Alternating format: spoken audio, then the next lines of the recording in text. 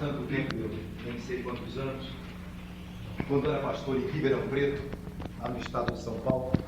Em Ribeirão Preto, estado de São Paulo, fui visitado lá na igreja e depois conversamos um pouco com um presbítero desta comunidade que eu aprendera a admirar, a respeitar à distância, o Dr. Roberto Vilaça.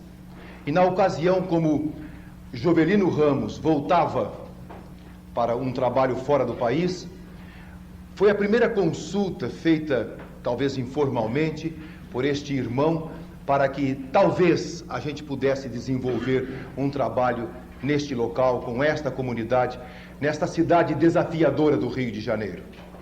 Não era possível. Mais tarde vim para o Rio, pela mão do homem que, através da sua esposa, me cede agora esta estola, o reverendo professor Benjamin Moraes Filho. E fui pastor durante 5 anos naquela igreja. Já no tempo final do meu pastorado ali, o reverendo Luiz Pereira Boaventura, pastor desta igreja, a quem eu faço um tributo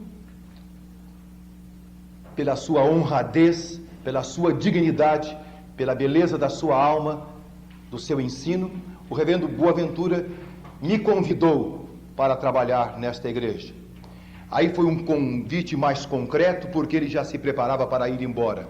No entanto, havia uma série de tumultos na minha vida e nada estava ainda muito certo quando 2 presbíteros dessa comunidade, o doutor Amaury Costa e o doutor Lisânias Dias Maciel, reforçaram o convite do reverendo Boaventura, que se transformou no próprio convite do conselho desta igreja. E aí eu tive a oportunidade, por Deus, de trabalhar também dentro de uma comunidade que eu respeitava, com companheiros, com irmãos que continuo a respeitar. Passei nesta igreja muitos anos, 13 anos ou 14, não me lembro. E faz exatamente 6 anos que eu não tinha oportunidade de voltar a esta comunidade. Mas gostaria de declarar, trazendo aqui também o abraço da minha comunidade, a Igreja Presbiteriana Unida Betesda, que se faz representar pelo nosso querido coral, eu gostaria de destacar que eu volto a esta igreja como saí, sem exigir nada, nem mesmo um salário pastoral, querendo apenas a compreensão, a amizade e o companheirismo que sempre tentei também dedicar às pessoas que trabalham e que trabalhavam aqui. Volto com o mesmo coração aberto, de irmão e de companheiro, sem reivindicar um lugar, um título, mas vindo aqui e quantas vezes ainda for necessário, como o amigo que é grato a Deus pela amizade recebida desta igreja.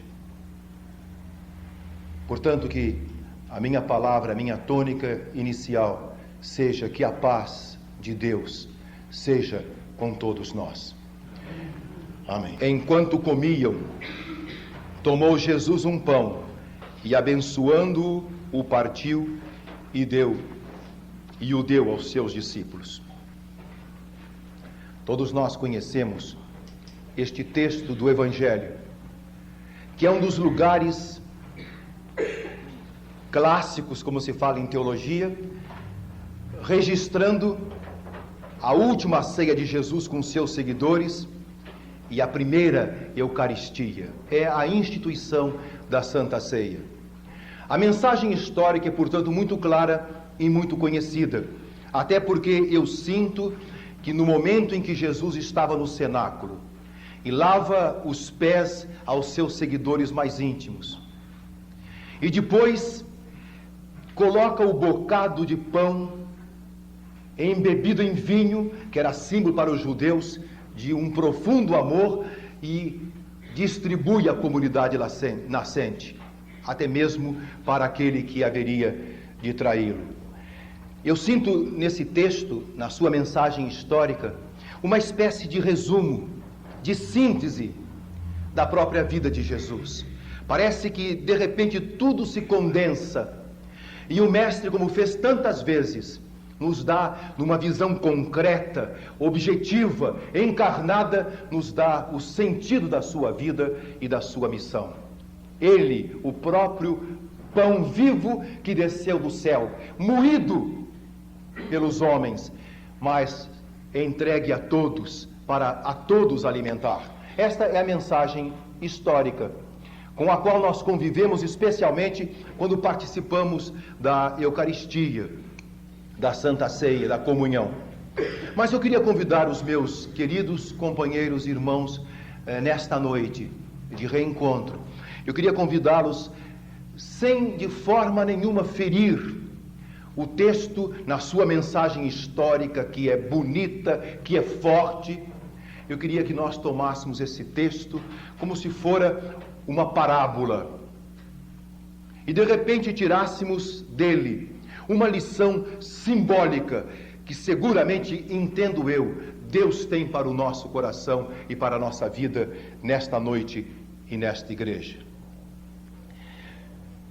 Esqueçamos um pouco o pão do qual daqui a pouco vamos participar, esta partilha, e vamos nos situar a nós mesmos, parabolicamente, simbolicamente, nas mãos de Deus. É como se Ele nos tomasse nas suas mãos e nos abençoasse. Eu creio que sem nenhum pietismo, mas com uma necessária piedade, nós realmente começamos a tangenciar o mistério insondável do cristianismo no momento em que sentimos que as mãos de Deus estão tocando as nossas, estão tocando a nossa vida para um endereçamento que faça desta vida alguma coisa superior. De repente, tão perdidos que tantas vezes nos sentimos, desorientados, sem nenhuma razão para viver, e é tão trágico saber que nos países mais avançados do primeiro mundo há também um número mais expressivo de suicídios. É importante então saber que de repente a nossa vida não está mais por conta do Deus dará, mas que Deus efetivamente está emprestando, está dando um valor particular a todos os nossos gestos, a todos os nossos atos. Eu creio que é muito importante quando a gente entra numa comunidade e quando termina especialmente o serviço litúrgico e nos colocamos diante de um mundo que às vezes é adverso, que nem sempre está pronto, como nós também não estamos, para uma mensagem de tamanho valor ético. É muito importante saber que nós não estamos sozinhos, mas que as mãos de Deus estão dirigindo a nossa vida. Jesus tomou e abençoou.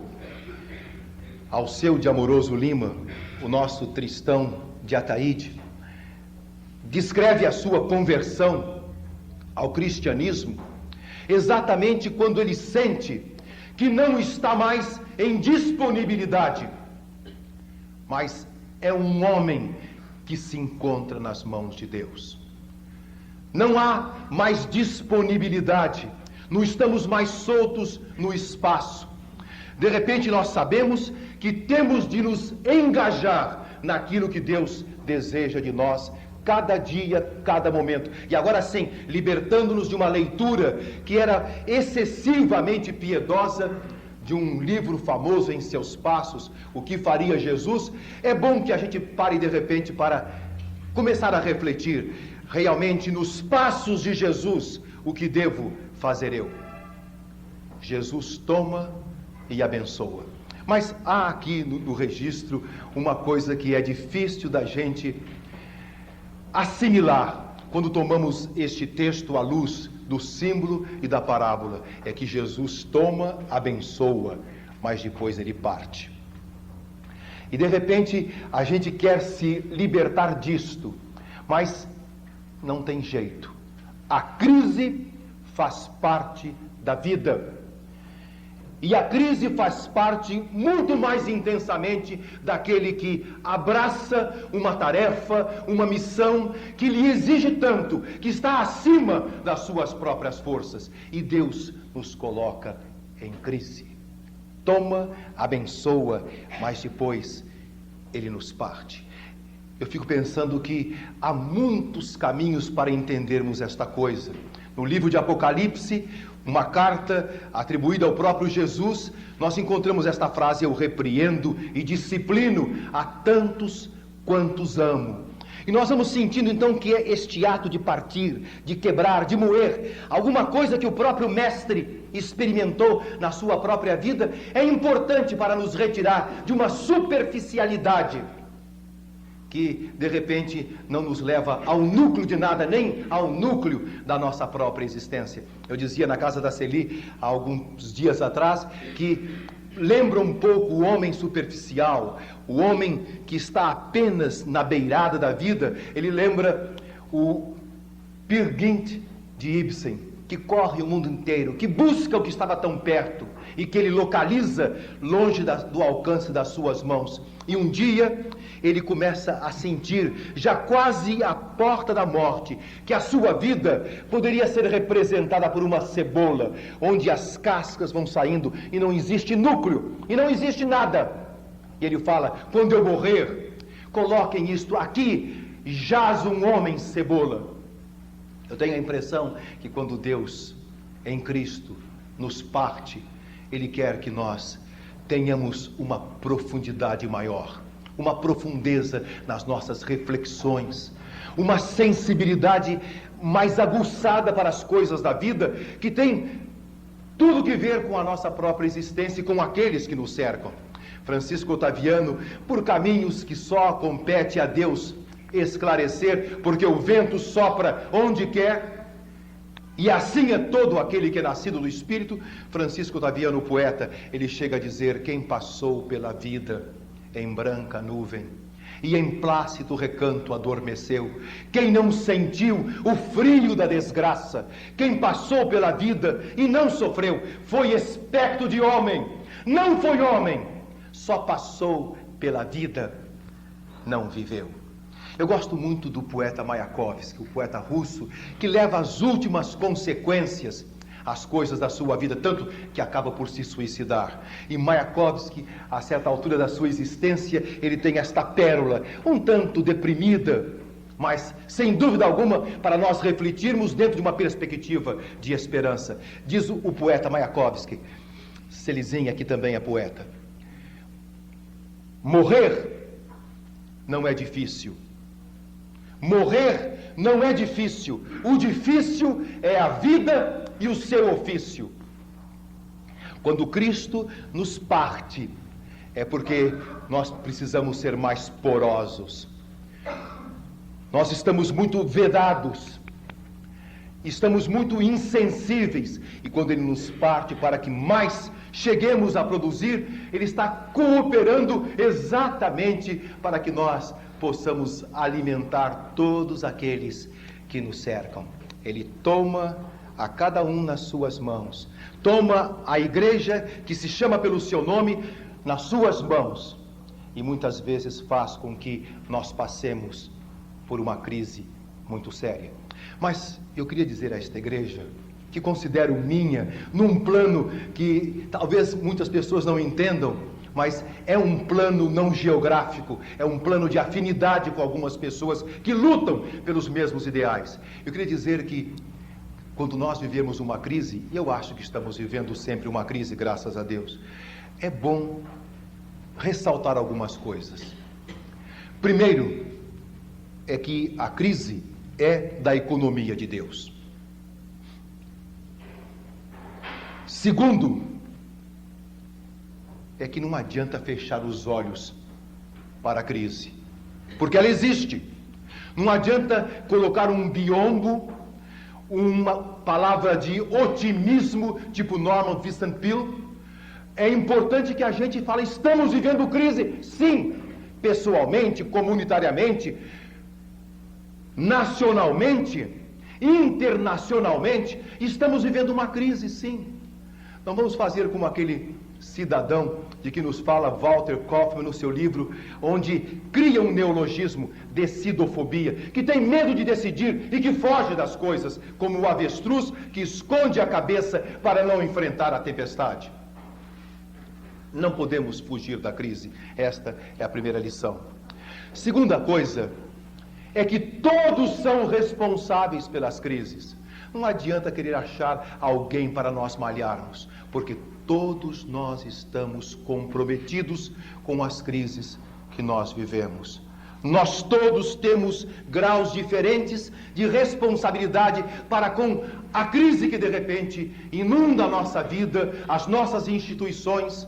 Enfim, a crise também tem a nossa participação. Nós somos responsáveis. Não podemos perguntar de forma leviana: porventura sou eu o guardador do meu irmão? Ou eu não tenho nada com isso? Porque nós temos sim. Outra coisa é que na crise não adianta buscar os messias, aqueles que vão resolvê-la como se fosse um passe de mágica. Irmãos, eu tenho a mais plena certeza que quando vivemos uma crise, nós precisamos, acima de tudo, sensibilidade para perceber o que Deus está dizendo através desta crise. Porque a crise tem uma mensagem. Ela é dolorosa, ela machuca, ela quebra. Jesus mesmo quebrou. Mas a grande realidade é que é uma dor, como se fosse dor de parto. É uma dor com uma vida à vista, com possibilidades maiores. E se nós lermos corretamente a mensagem da crise, nós estamos prontos para sermos profetas de Deus, para surfar as ondas da crise, para cavalgar os problemas que a crise muitas vezes nos traz. Jesus nos parte para ensinar que é preciso ter humildade para ler aquilo que Ele nos está dizendo através da consequência mesmo dos nossos próprios atos. A crise é esta coisa, são estas contrações. Aliás, na língua chinesa, duas palavras, dois ideogramas representam o que nós entendemos por crise. O primeiro ideograma é o risco e o segundo, a oportunidade. Reparem bem, nós temos que correr riscos se queremos ter também as oportunidades efetivamente de ter uma vida com valor, com sentido, uma vida onde nós estamos partidos sim, mas não aniquilados, como diz o apóstolo Paulo, quebrados, moídos, mas não aniquilados, não sem esperança. Nós não somos como aqueles que não têm esperança, nos diz o grande apóstolo das gentes. Mas aqui há uma coisa importante no texto que seria impossível encerrar esta breve palavra sem destacar. Jesus toma, abençoa, parte e dá. Não foi isso que nós lemos? Então, tomou, abençoou, partiu e deu. Já notaram como que este é o movimento? Que conversão não é só vinde a mim? Eu não aceito que possamos ser cristãos, e eu, quando não consigo isso, não me considero cristão, senão quando a gente está disponível para dar. Quando o amor é tão forte em nós que nos constrange, como lembrava o apóstolo Paulo, o amor de Cristo nos constrange. Então a nossa vida é uma ponte na direção do outro. E nós estamos a serviço de Deus no mundo concreto dos homens. Tomou, abençoou, partiu e deu. No Evangelho do Evangelho, João 3,16, nós lemos: de tal maneira amou Deus o mundo que deu o seu Filho unigênito. E poderíamos registrar pelo contexto dos evangelhos: de tal maneira amou Cristo o mundo, que também Ele se dá por este mundo em amor. E eu creio que aqui está o resumo, irmãos, da biografia de todos os cristãos. Eu creio que a biografia do cristão tem uma paixão diferente. É aquela paixão de que nos fala Paul Tillich. Uma paixão de ser nas mãos de Deus, uma paixão de entrega, uma paixão de doação que violente mesmo esta casca do nosso egoísmo que é quebrada pelas mãos abençoadoras de Jesus. E então começa a ser parido um homem como Martin Luther King, um homem como o Padre Josimo, um homem como Chico Mendes, um homem como o nosso Lisânias Maciel. Os homens que trabalham, os homens que efetivamente constroem o mundo, porque as suas mãos estão amparadas pelas mãos abençoadoras do homem de Nazaré, que se fez servo de todos.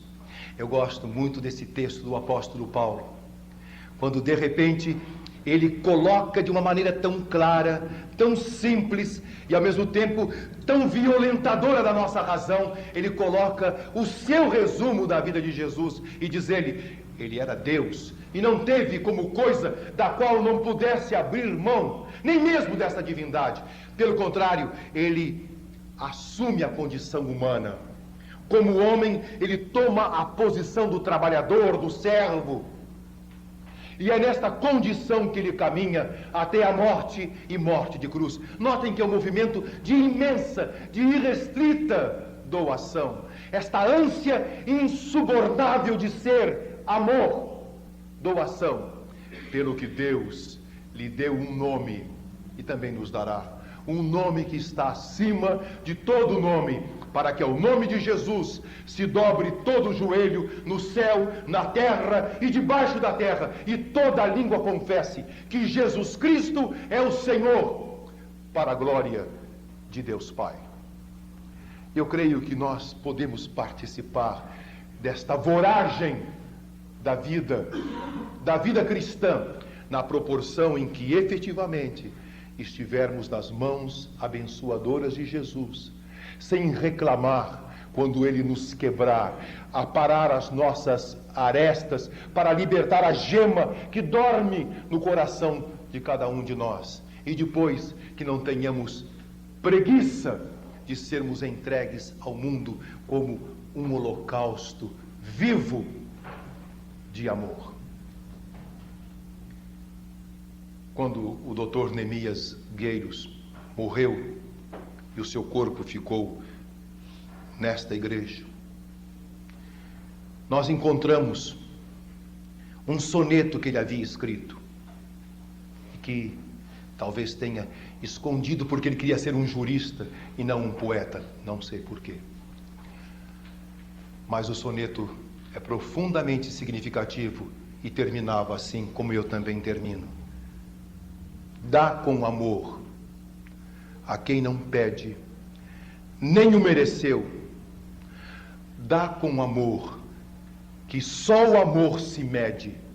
O muito que se tem é o que se deu. Que Deus nos ajude e nos abençoe. Amém. Amém.